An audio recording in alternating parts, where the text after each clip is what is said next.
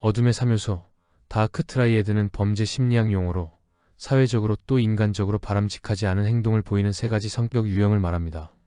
나르시시즘 경향을 가진 사람은 자기 자신에 흠뻑 빠져 우월감과 특권 의식에 사로잡혀 있으며, 사이코패스는 공감력이 없이 정서적으로 냉담하고 잔혹합니다. 마키아벨리즘적 사람은 상대방을 속이며 조종하고 착취합니다. 이들 성격 유형은 흑과 백이 아니고 서로가 부분적으로 겹치는 스펙트럼입니다. 어둠의 특성을 복합적으로 가진 반사회적 성격 장애자들이 있습니다. 이들은 자신들이 일상에서 저지르는 악행이 잘못된 것인지 근본적으로 인지하지 못합니다. 보통 이들을 사이코패스라 하지만 반사회적 성격 장애를 앓지 않는 사이코패스가 훨씬 많습니다. 따라서 일반인들도 사이코패스 기질을 가질 수 있기 때문에 반사회적 범죄자를 분석하는 도구와는 다른 사이코패스 측정 도구가 필요합니다. 2009년 일반인들도 혹시 자신이 사이코패스 기질이 있는지를 측정하는 도구가 개발되었습니다. 소위 3원적 사이코패티 모델입니다. 첫째, 탈억제로 번역되는 디스이니비션 영역입니다. 충동을 제어하지 못하는 무절제, 무책임, 그리고 상대방에게 적대감을 드러내는 기질을 측정합니다. 둘째, 볼드니스는 무모함, 그렇기 때문에 대범해 보이는 기질을 측정합니다.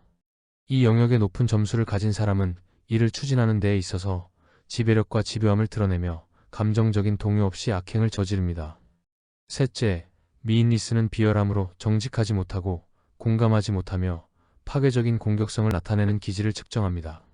전체 58문항으로 구성되어 있습니다. 인류 집단의 사이코패스 유병률은 0.7에서 1%입니다. 당연히 유전적 변이가 관여합니다. 환경은 물론 사회문화적 요인도 발병에 기여합니다. 조지아 주립대학 라츠만 박사는 사회문화적인 요인이 제거된 형태의 사이코패스에 대해 궁금해했고, 침팬지를 분석하면 답을 얻을 수 있다고 생각했습니다. 침팬지 사이코패스는 생물학적 요인이 심리적 요인보다 크게 작동하기 때문에 사이코패스 진화와 신경생물학 기본에 대한 정보를 줄 것이라고 봤습니다.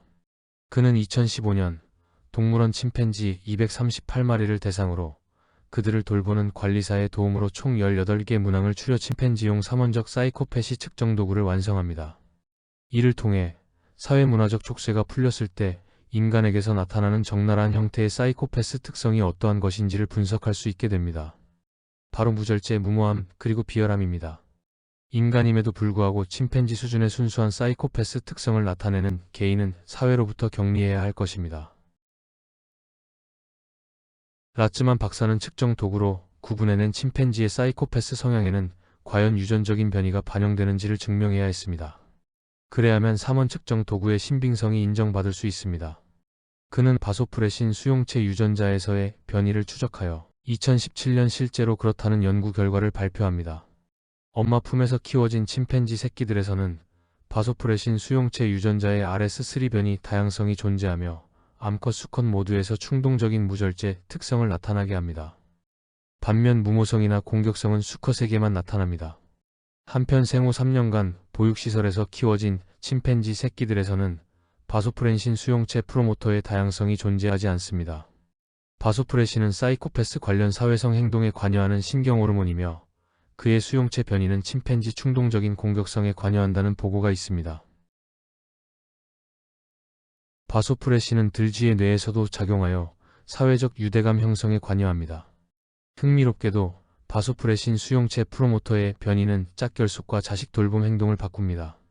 여기 수컷 산지 들쥐는 일부 다처제를 고수하여 암컷과 짝짓기하고 훌쩍 떠납니다. 반면 초원 들쥐는 일부 일처제를 유지하며 부부가 협력하여 자식을 돌봅니다. 둘 사이 바소프레신, 옥시토신, 그리고 도파민 분비에는 차이가 없습니다. 이들 호르몬 수용체 자체에도 어떤 차이가 없습니다. 유일한 차이는 초원 들쥐에서 바소프레신 수용체 프로모터의 DNA 조각이 더 많이 껴들어가 길어져 있습니다. 결과로 초원 들쥐 뇌의 수용체 발현이 증가되어 있습니다. 그러니 바소프레신이 초원 들쥐의 뇌를 과도하게 자극하여 아내와 자식에게 충성을 보이는 것이죠. 들쥐에게 비정상적인 행동이 나타나는 겁니다.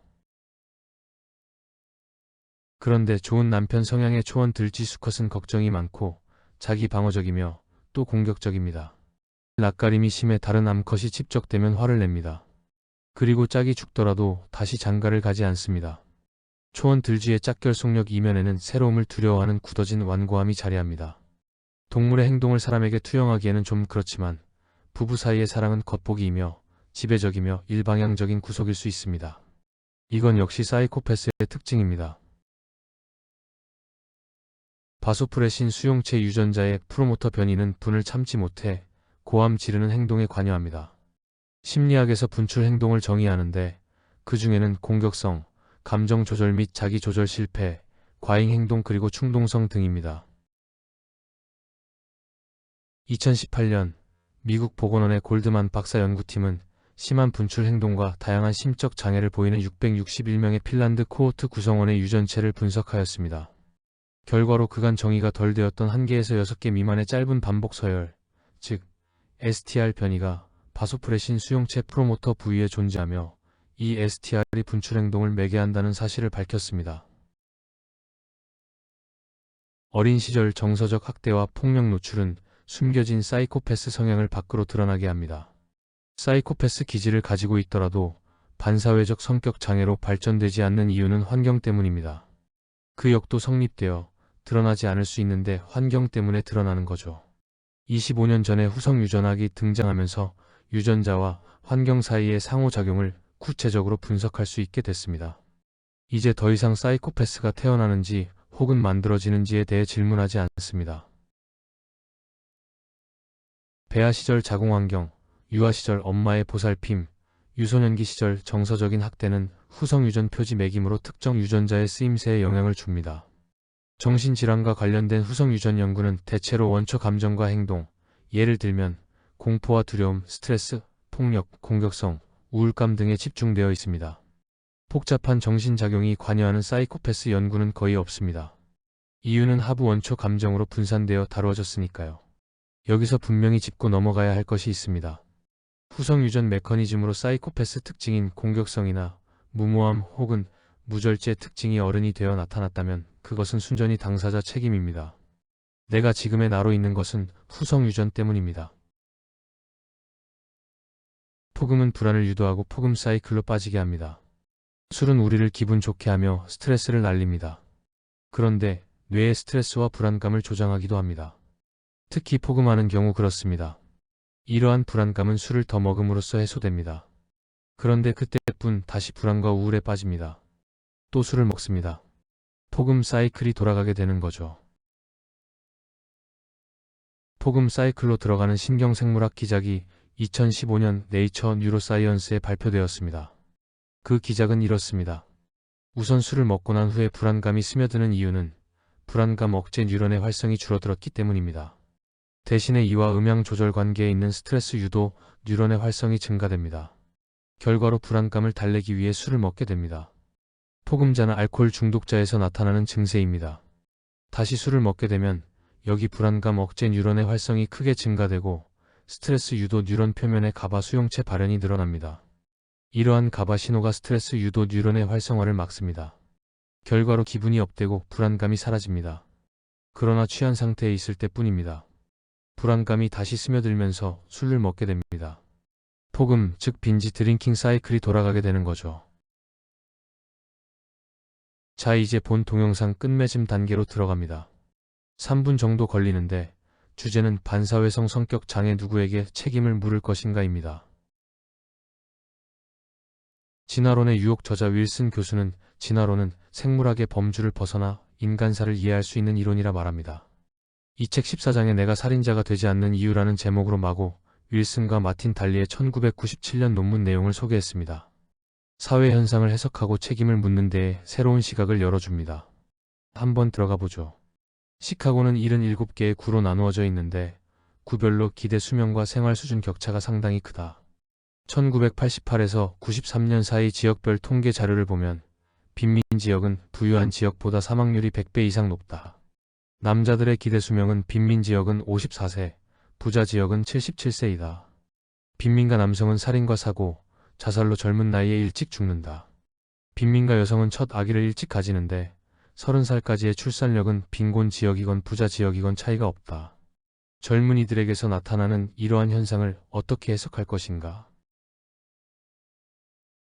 심리학자나 범죄학자들은 가난한 지역 젊은이들은 현재의 삶을 비관하며 미래를 위해 준비하지 않는 경향을 보이는데, 그 이유는 인내심 부족에 따른 충동적 행동, 근시안적인 사고, 더 나은 보상을 기다리지 못하는 자제력 부족 때문이다. 이렇게 개인 탓으로 해석하는 사람들은 내심, 현재 삶을 도외시하고 비관하는 것은 심적인 기능 장애로 여기고 있으며, 한 개인의 삶의 역정이나 사회 경제적 배경과는 관계없다고 생각한다. 한편 진화 이론은 녹록하지 않은 환경에서 위험을 감수할 것인가, 그리고 언제 나의 삶을 바꿔볼까 하는 결정은 진화된 정상적인 심리기제에서 비롯한다고 해석한다. 미래가 불투명하고 그때까지 살지도 못할 텐데 더 큰 보상을 위해 당장의 이익을 늦추면 무슨 소용인가. 무모한 위험을 감수하는 행위는 안전한 방법을 택해 얻는 것이 보잘것없을 때 취할 수 있는 최적의 선택인 것이다. 경제적 불평등이 있는 지역의 젊은이들은 자기에게 주어지는 정보로부터 이성적인 결정을 한 것이며 자신의 적합도를 높이는 행위인 것이다. 이와 같은 논문의 해석에 근거하여 윌슨 교수는 다음과 같이 토로합니다. 내 경우는 결혼해서 자식을 낳는 일이 그리 어렵지 않았다. 대학도 졸업하고 직장도 좋았기 때문에 모든 일이 순조로웠던 것이다. 나는 또한 잃을 것이나 얻을 것이 그렇게 많지 않기 때문에 격한 싸움에 휘말린 적도 없다. 나의 이런 교양 있는 행동이 좋은 성품 때문이라면 얼마나 좋겠는가. 그러나 좋은 환경 덕분임을 인정하지 않을 수 없다. 내가 만일 도시 빈민가에서 살아야 한다면 10중 8구 패자가 되었을 것이다. 또한 훨씬 어린 나이에 그래야 했으면 내가 어떻게 살았을지 정확하게 알 수는 없지만 10중 8구 다른 게임에 열중했을 것이다. 어때요, 이러한 윌슨 교수의 시선과 마음? 그런데 말입니다. 부유한 환경에서 길러졌고 좋은 대학과 모두가 인정하는 번듯한 직장에서 보낸 60이 넘은 사람들 중에서 어떤 사람이 침팬지 수준의 사이코패스 인격 장애를 가지고 있고 심지어 두려움에 떨며 낯설음을 극복하지 못하는 들쥐 수준의 정신 지체를 가지고 있다면 과연 누구를 탓해야 하나? 시청해 주셔서 감사합니다.